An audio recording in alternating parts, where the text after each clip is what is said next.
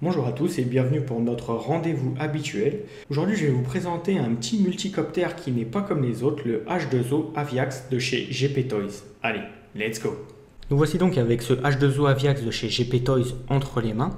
Tout d'abord, je souhaiterais remercier très chaleureusement Gearbest qui a fourni 7 exemplaires d'essai. Donc si vous souhaitez plus de renseignements et pourquoi pas acheter ce H2O Aviax, je vous mettrai le lien vers la page Gearbest de ce H2O Aviax. Donc comme à mon habitude, on va faire un petit tour du packaging. Donc sur la première face du packaging, vous voyez donc la dénomination du produit, donc H2O Aviax, qui comme je vous le disais n'est pas comme les autres car il est identifié comme en tant que multicoptère, quadcoptère waterproof. On reviendra là-dessus tout à l'heure et pendant l'essai en situation réelle. Donc vous retrouvez des petits pictogrammes qui vous font un petit détail des différentes possibilités, des différentes fonctions de ce H2O Aviax. Donc il est équipé d'un éclairage LED. Vous pouvez lui faire des flips à 360 degrés, qui est un mode qui est assez courant maintenant sur les multicoptères de ce type. Il est équipé du mode headless et du mode cruise control. Sur la face droite de ce H2O Aviax, vous retrouvez donc les différentes caractéristiques techniques, si l'on peut dire, de ce H2O Aviax, donc qui fait des flips à 360 degrés et qui est donc fourni avec une radio 2,4 GHz. Le fabricant vous indique que le temps de vol estimé, je dis bien estimé, est à 8 minutes. La distance possible d'éloignement est de plus ou moins 100 mètres. C'est toujours estimé par le fabricant. Le temps de charge des batteries est à 1 heure. Un chargeur USB est fourni avec ce H2O Aviax. Vous avez la possibilité de brider la commande à 20, 40, 60 ou 100% de la puissance. Les différents modes de vol, la fonction flip 360 degrés. Petit point à noter, c'est que 2 batteries LiPo sont fournies avec ce H2O Aviax. Je le souligne car c'est assez rare de voir des petits drones, des petits multicoptères tels que ce H2O Aviax fournis avec 2 batteries. Vous avez la possibilité de faire voler jusqu'à 20 H2O Aviax en même temps, toujours selon le constructeur, ainsi que la possibilité de régler avec les trims de la radio, donc la stabilisation de votre H2O Aviax. Et le petit rappel, donc la radio est une 2,4 GHz avec un écran LCD qui est fourni avec le modèle et qui vous demandera 4 batteries AA. Sur la face arrière, on retrouve donc le logo du fabricant GP Toys ainsi que la limite d'âge qui est fixée à 14 ans et plus. Sur l'autre face, on retrouve les différents certificats, les différentes accréditations et mises en garde concernant ce H2O Aviax. Sur la partie inférieure de ce packaging, on va retrouver donc les dimensions, à savoir qu'il a une diagonale de 400 mm, une largeur de 325 mm et une hauteur de 80 mm. Il vous est rappelé que 2 batteries LiPo 3V7, donc 1S, 650 mAh sont fournis et 4 moteurs en taille 820. Vous avez les différentes mises en garde et recommandations ainsi que le rappel sur la nécessité d'ajouter 4 batteries AA.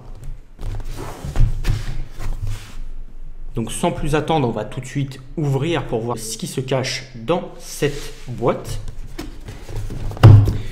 Donc vous retrouvez le manuel d'utilisateur. Sur un premier étage, vous avez donc le H2O Aviax. Et sur un deuxième étage, vous retrouvez la radio avec différents petits sachets de pièces et de nécessaires de montage pour ce H2O Aviax. Donc on va tout de suite faire une passe rapide sur le manuel d'utilisation. Donc je le rappelle, à chaque fois je vais rappeler la même chose, mais donc c'est un manuel qui est uniquement en anglais, mais c'est un anglais qui est très basique, très facile à comprendre, et pour les personnes qui ont vraiment du mal avec l'anglais, il y a des photos, des dessins qui sont très bien faits, donc vous devriez vous en sortir même si vous ne comprenez pas exactement tout ce qui est écrit dans ce manuel. Donc vous avez un petit rappel avec les mêmes pictos que l'on a vu sur la boîte, donc des fonctions de ce H2O Aviax. Il vous est rappelé donc que le H2O Aviax est disponible en 2 versions, donc une version qui inclut une caméra et une version sans caméra, à savoir donc que la caméra est une option qui est achetable en pièces détachées si vous achetez la version sans caméra. Il vous est dit que le H2O Aviax est waterproof, donc qui est résistant à l'eau et qui peut aller jusqu'à 20 cm sous l'eau. Donc sur la première page, vous retrouvez un petit guide d'assemblage de ce H2O Aviax, car vous allez en effet devoir assembler les hélices, les protections d'hélice et les pieds d'atterrissage de ce H2O Aviax. Vous retrouvez les différentes caractéristiques techniques et dimensionnelles que l'on a déjà pu évoquer sur la boîte. Vous retrouvez un petit guide de mise en œuvre qui va vous expliquer donc comment allumer et mettre en service votre H2O Aviax. Un petit descriptif des différentes fonctions, des différents boutons de la radiocommande, un petit descriptif des différentes icônes et des différents états de l'écran LCD. Vous retrouvez donc l'explication de l'utilisation des différents modes. Donc en appuyant sur ce bouton, vous allez activer le mode Cruise Control. En appuyant sur ce bouton, vous allez activer le mode Headless. Et il vous est rappelé qu'en mettant le stick gauche en bas à gauche, le stick droit en bas à droite, vous allez pouvoir, entre guillemets, faire un mouvement de rattrapage au cas où votre H2O Aviax en mode Headless est un peu paumé, ne sait plus où il va. Donc vous mettez les sticks dans cette position et donc vous devriez reprendre le contrôle du H2O Aviax. Il vous est donc expliqué comment installer les 4 batteries AA dans le compartiment batterie de votre radio, ainsi que la mise en place et la recharge des 2 batteries, je le répète, LiPo, qui sont livrées avec ce H2O Aviax. En suivant, on retrouve un guide de pilotage d'un multicoptère ou d'un drone en général. Donc pour les personnes qui n'ont jamais eu l'occasion de piloter un quadcoptère, c'est assez simple. Il vous est complètement décrit, assez précisément d'ailleurs, les différentes fonctions, les différentes manœuvres et états possibles avec un multicoptère. Vous avez sur cette page un petit guide d'entraînement, donc pour apprendre à prendre vos marques avec ce H2O Aviax, ainsi qu'un tableau récapitulatif des différentes pannes ou problèmes basiques que vous pourriez rencontrer suite à de fausses manips ou une mauvaise utilisation du H2O Aviax, ainsi que les solutions qui sont affectées à chaque problème. En suivant, vous retrouvez donc les différentes pièces détachées composant ce H2O Aviax, ainsi qu'un petit paragraphe sur la caméra et son utilisation, qui, je le rappelle, est une option si vous achetez la version sans caméra. Donc on va tout de suite passer au détail du contenu des différents petits sachets que vous retrouvez donc dans la boîte de ce H2O Aviax.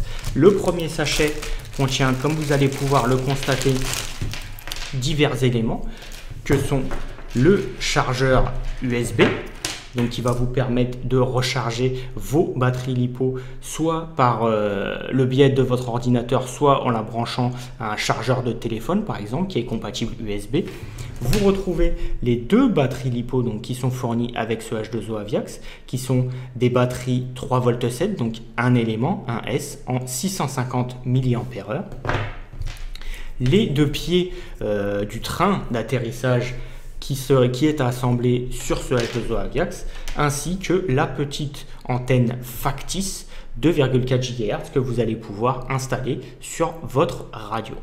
Dans le sachet suivant, on retrouve les hélices.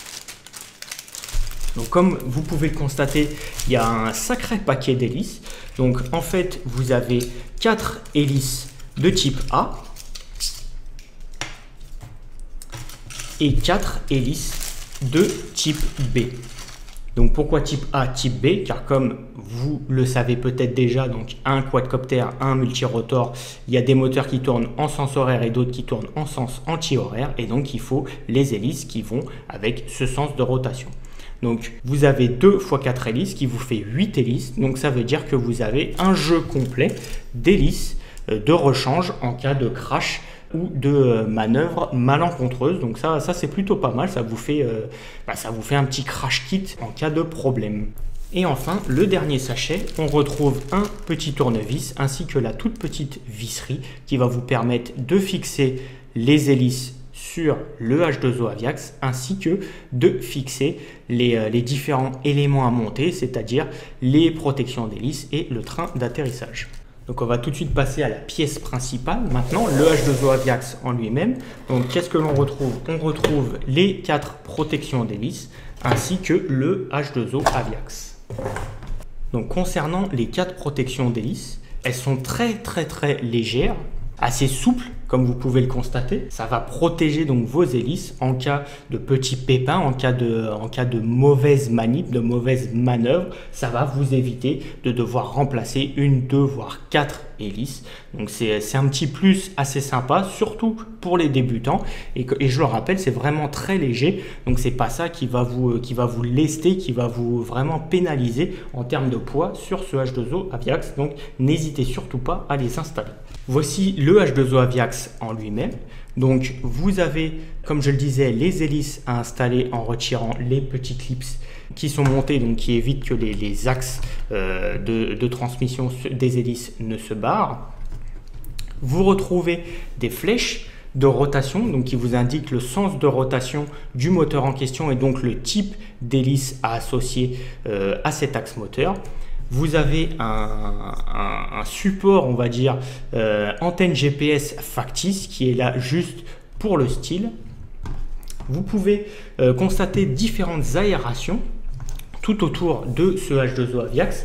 Donc ça va permettre déjà dans un premier temps de refroidir toute l'électronique. Et vu que ce H2O Aviax est identifié en tant que waterproof, donc étanche, je pense que ça va aussi permettre d'évacuer la flotte en cas de submersion donc, de ce H2O Aviax. Donc sur la partie inférieure, on retrouve donc les axes d'hélice avec leur transmission, leur couronne de transmission, leur pignon.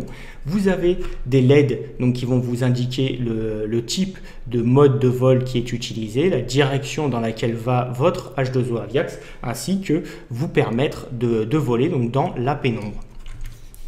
Petit truc sympathique, c'est ces protections que vous retrouvez donc au niveau des moteurs, au-dessous des moteurs. Donc ça va vous permettre en cas de petits problèmes, si vous atterrissez dans l'herbe ou s'il y a je ne sais pas, des bouts de bois ou des petits cailloux qui viennent en provenance du sol, évitez donc d'abîmer votre transmission et vos axes d'hélice.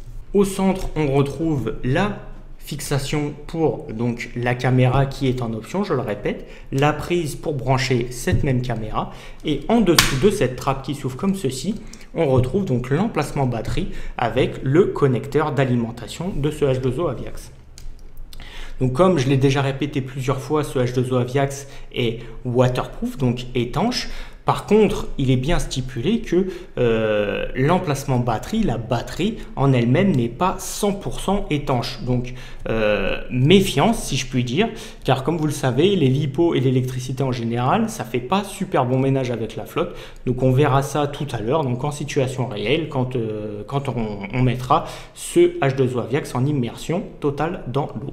On va donc maintenant passer au dernier élément composant ce H2O Aviax, à savoir la radiocommande.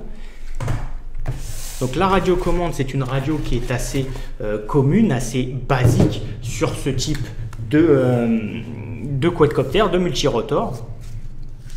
Donc vous retirez les différentes protections et vous retrouvez, comme je le disais, une radio assez commune, assez standard à cette gamme de multirotor avec des trims, un interrupteur bien entendu, des LED qui vont vous donner l'état de la radio, différents boutons donc, qui vont vous permettre soit d'activer le mode flip, soit de régler vos 20, 40, 60, 100% de limite de commande, d'activer le mode cruise control, d'activer le mode headless, d'activer l'enregistrement ou la prise de photos si vous êtes équipé d'une caméra. Et enfin, de pouvoir prendre la main, de contrôler l'éclairage donc de ce H2O Aviax. Au centre, vous retrouvez donc votre écran LCD qui va vous indiquer les différents états et les différentes fonctions disponibles sur cette radiocommande. Et à l'arrière, vous retrouvez l'emplacement batterie là où il faudra insérer donc vos 4 batteries AA nécessaires au fonctionnement du H2O Aviax. À noter le marquage CE, donc pour les personnes qui auraient des petits soucis avec la douane, il n'y aura pas de souci avec ce marquage CE. Donc comme je vous le disais tout à l'heure, vous voyez il y a un trou, donc pas d'antenne externe pour le 2,4 GHz. Par contre, il vous est fourni donc une antenne factice qui ne sert strictement à rien, hormis faire semblant d'avoir une antenne sur votre radio. Voilà, comme ceci. Donc c'est un peu bête si l'on peut dire, parce que ça rajoute un encombrement non négligeable, on va dire, à cette radiocommande. Et si on ne le met pas, on se retrouve avec un trou dans la radiocommande. Alors libre à vous de mettre l'antenne ou de boucher ce trou. Vous faites comme vous le sentez. La présentation statique donc, du H2O Aviax est maintenant terminée. Donc je vais tout de suite m'attaquer au montage, c'est un bien grand mot, à l'assemblage de ce H2O Aviax qui ne devrait pas prendre plus de 4 à 5 minutes. Et on se retrouve dans quelques instants pour un essai en situation réelle à l'extérieur. Allez, à tout de suite.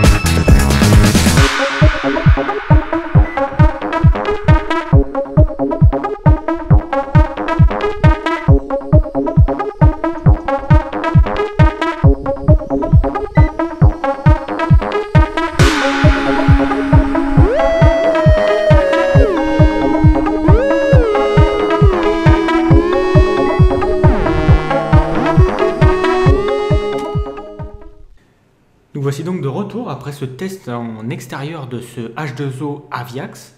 Donc comme vous avez pu le constater, c'est un petit quadcoptère, un petit multicoptère qui est assez vif, qui est plutôt bien motorisé, qui est agréable à piloter, même si vous avez pu le constater, il y a eu quelques petites bourrasques de vent, donc il est de temps en temps déstabilisé, un petit peu déséquilibré, mais rien d'alarmant de ce côté-là non plus.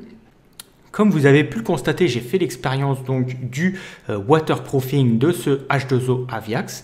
Donc comme vous avez pu le voir, même après une immersion totale de quelques secondes dans un bac d'eau, quand on le pose pour redécoller avec, il n'y a aucun souci.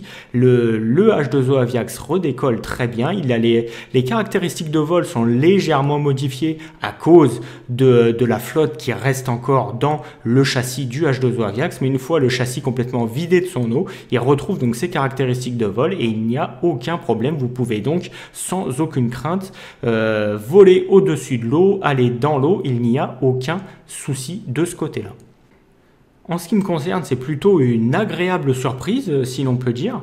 La taille de ce H2O Aviax fait que vous pouvez l'utiliser aussi bien en extérieur qu'en intérieur, mais néanmoins, il va vous falloir en intérieur assez de place libre tout de même pour pouvoir faire évoluer ce H2O Aviax.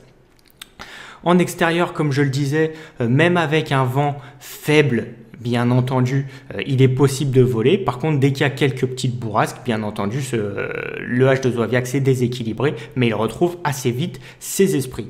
D'un point de vue étanchéité, comme vous l'avez constaté, ce n'est pas du pipeau, donc le fabricant a bien raison. Donc ce H2O Aviax est waterproof, même après une immersion totale de quelques secondes dans l'eau, il est totalement fonctionnel. Nous voilà donc arrivés au terme de cette vidéo de présentation et d'essai de ce H2O Aviax de chez GP Toys. J'espère que cette vidéo vous aura plu. N'hésitez pas à cliquer sur mon petit logo qui se trouve ici si ce n'est pas déjà fait pour vous abonner. Je vous souhaite un bon week-end et une bonne semaine et on se retrouve très bientôt pour une nouvelle vidéo. Allez, salut!